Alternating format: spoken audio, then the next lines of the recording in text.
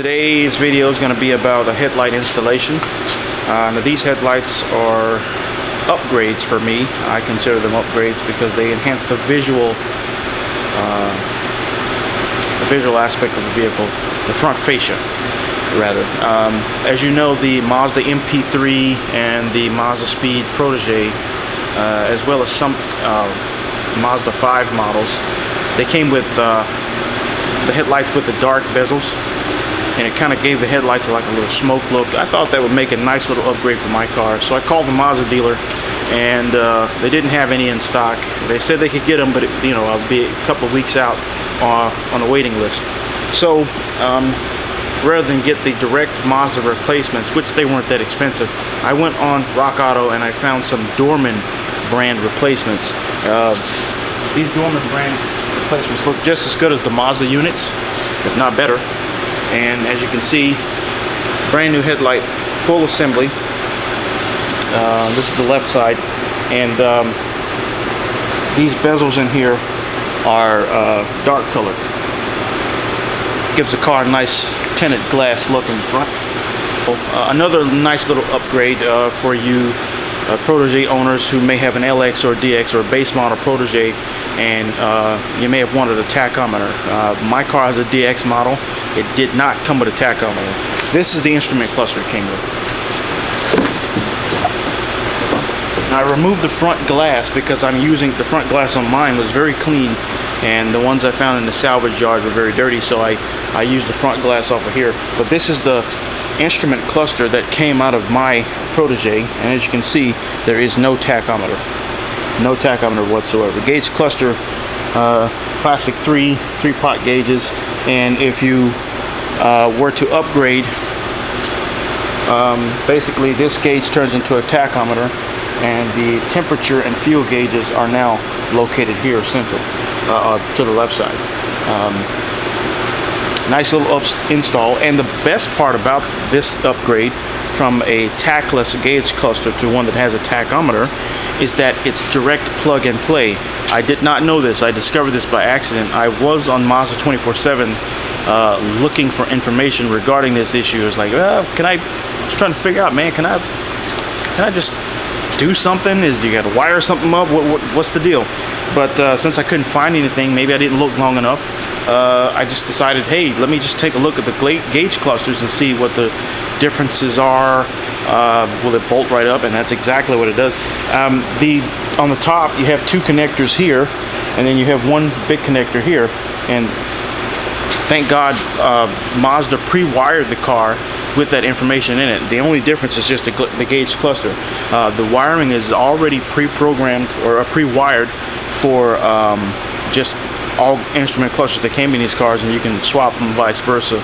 And I'm going to show a shot of it in the car and start it. And well, of course, if you've seen one with a tachometer, it's no big deal. But it's just I felt that's a nice little upgrade for anyone to have. If you don't have a tachometer in your car and you want one, the only downside is that when you switch these gauge clusters, your mileage changes.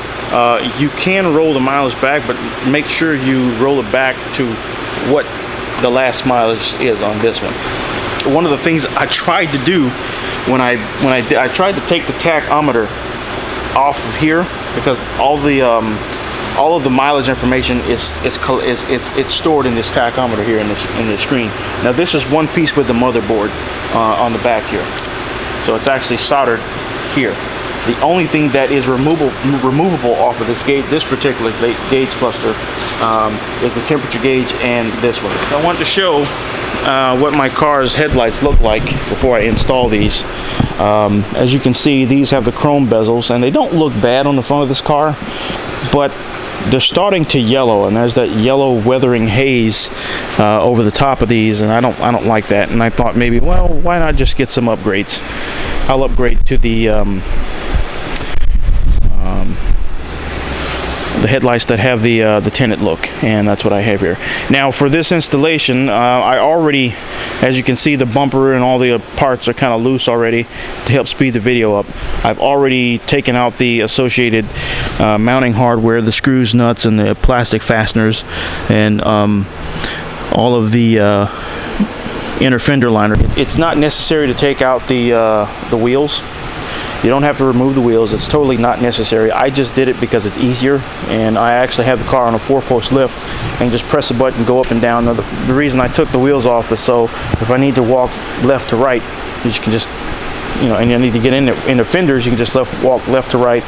You don't have to turn the wheel or do any of that stuff. Go inside the car, put your hands all over the, you know, parts and dash and steering wheel and door panels to get everything dirty. You can just, you know, just work. Okay, as mentioned before, everything has been pre-loosened for this little upgrade project. You will need to remove the grille as being shown right now and the front bumper cover in order to get at the 6 main screws that hold on the headlights. 3 screws per headlight. So yeah, you can go ahead and take the bumper off as I'm demonstrating right now. Okay, 3 screws. There's one on the top, one on the far right, and one on the left of the headlamp assembly. Okay, so just remove those 3 screws and the whole assembly should come out. And then just remember to undo the electrical connectors on the bottom or the back of the headlamp assembly. The whole point of me doing this voiceover basically is because it was so hot in the shop. I had to point a fan directly at me, and the audio, as a result of me pointing the fan, it was making a whole lot of noise, and so it kind of ruined the audio. So I'm doing this voiceover to kind of help smooth things over. So we've got one of the headlights out. Okay, 3 screws so far. Went ahead and got the other one out. Got a new headlight in. That's 1 screw on top, 2 on the sides there, and I'm gonna go ahead and fasten this one down.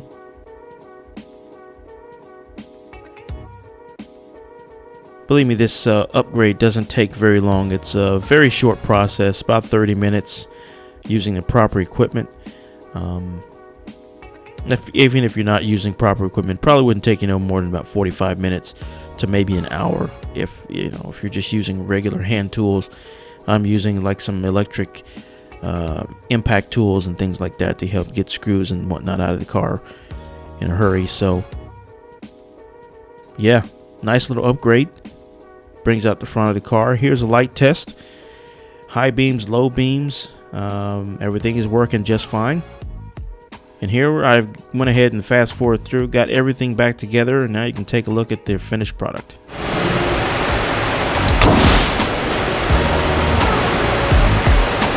Refreshed fascia of the Mazda Protege with the tinted lenses, the dark bezels.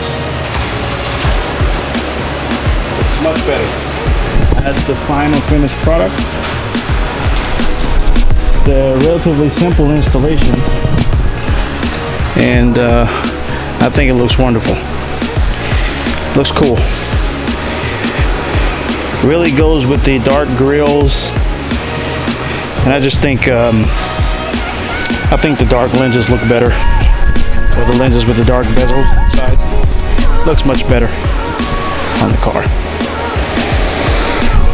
Easy installation.